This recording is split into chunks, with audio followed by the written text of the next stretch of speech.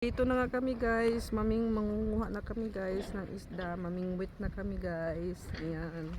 So maganda daw yung point dito kasi marami daw dito. Ayan, so sobrang linis po ng dagat guys, ano. So kaya lang medyo malamig. Ayan.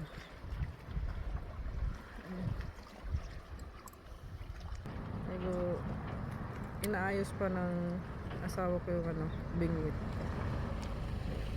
So, kung napansin nyo guys, meron ditong lookout ba to dito. So dito sila so sobrang linaw ng guys. So try natin to dito mga.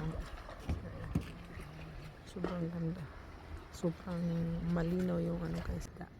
Pag nakahuli ako ng isda, bibigyan kita. Ay naku, manluod. Tingnan nyo guys, hindi ako pinansin.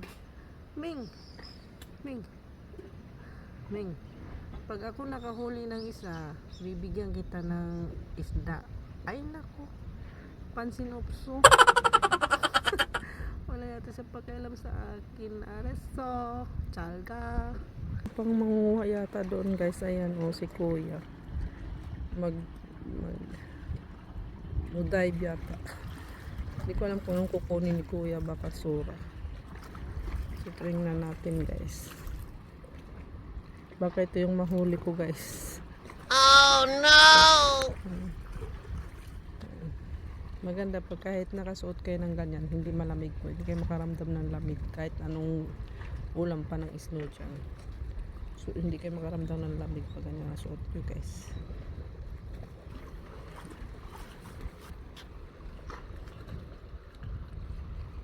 Ganyan din ako dati guys, nakasuot din ako ng ganyan. Ko nung nag-aral ako ng scuba diving.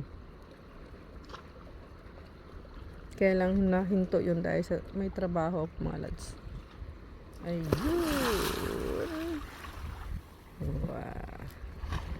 Shower. Maganda din guys, mag-aral ng scuba diving kasi parang ka. Ayun. Ito na lang yung ko guys, hulihin. Ito yata yung gusto magpahuli lang. Ito kaya bingwitin ko guys. Ayun.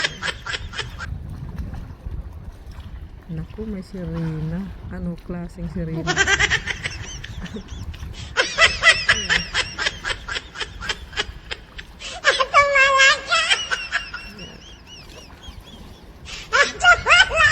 Tinitingnan niya sa ilalim. So how to so nasit na po siya. Ayan. So pupunta pa pala kami doon guys. Ayan. So kala ko dito kami mangunguha. Ayan. Pupunta pala kami doon sa banda. So let's go guys. Pangasar meron kasi doon. Meron taong iwan ko anong kinukuha niya dyan. So hindi kami makahuli guys. So yan guys, nag-start na tayo manguha ng pusit. So, tingnan natin kung makakuha tayo ng pusit nito. Ay wala.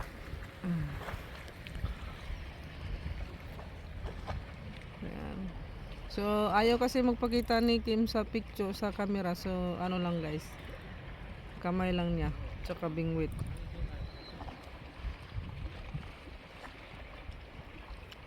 Dating fishing din siya guys kasi nag-edad siya ng mga 20, ganito din ang buhay niya guys, mahilig manguha ng isda. Ngayon bumalik sa 61 na siya.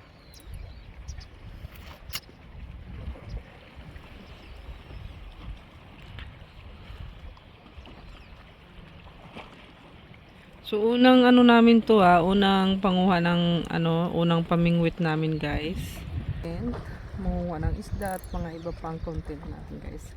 So iwasan muna natin mag-content ng kung kasi ilang beses na nadali itong natin. So alagaan natin. So guys, tingnan naman guys ang kagandahan ng sa likod ko. So walang kuha. Kasi meron kasing tao doon na iwan ko kung anong kinukuha din niya guys. Siguro nangunguha din siya ng shell or di ko alam. So medyo na ang fish lumapit. Ayan. Ayan o, di ba? Nakikita nyo guys. So medyo hindi maganda manguha ng ano. Kasi di ba pag sa atin yan, pag mga ganyan, di ba hindi hindi kumbaga mukuyaw ba? Kanang mukuan mudagan ng isda. Mauning vlogger dire sa Korea na Bisaya. Huwag pa sa panulto. Ano makasabot ko mo? Na Bisaya dida. Shout out.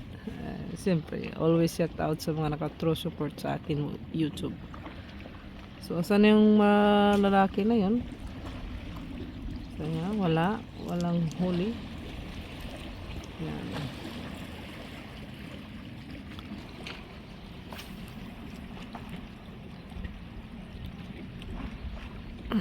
Medyo malaki. Tsaka nga pala guys, nagdala ako ng grapes para kain. At saka guys, dito yung stone ha, ganito po yung stone dito guys, kasi unang panahon kasi guys, dito sumabog yung bulkano. Ayan. Yung Jeju Island. Kaya puro ganyan ang bato.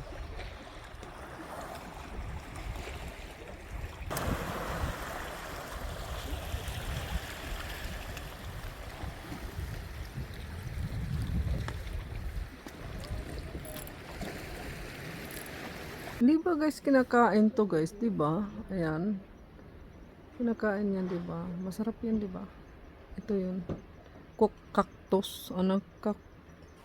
Cactus ba ang tawag nito? Ayun, ang dami guys, ang daming bunga.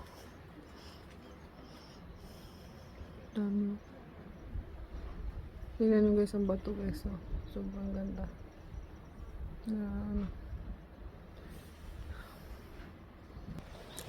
So medyo nagka-problema mga lads. Kasi sumabit. Sumabit siya pero magpapatulong siya doon sa ano. Ayun o. Doon kay kuya yung pasibay-sibay. Sumabit. So ayan guys, tutulungan ni kuya. Kasi sumabit kasi yung bingwit. Hindi siya makano kasi nakasapato siya. Sumabit kasi kaya tutulungan ni kuya. Asa ano yun? Tabag na yun.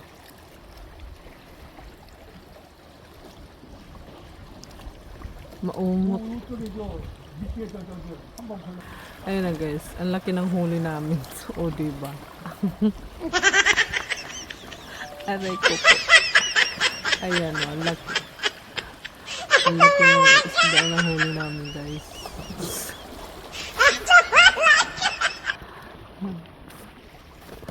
Natanggal na. Thank you. Ang laki ng isda namin. So ito try natin guys. Yung mga baka, yung sword chicken. So ito try natin. So medyo madilim guys kasi hapon na po.